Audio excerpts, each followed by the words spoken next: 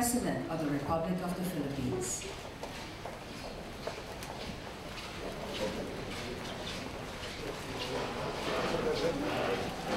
And all are registered civilians. Let me acknowledge also the future leaders of the department, as male engineers. Let me acknowledge also the skills and person. Nialay ko ang aking kasagot, exit permit. Baka pamingin ko yung exit permit ni Ginoong Marcos Pinalis. Hindi naman kayo nakakapag-attend. Ginagamit po niyang sa Pilipinas, piyado kung lang.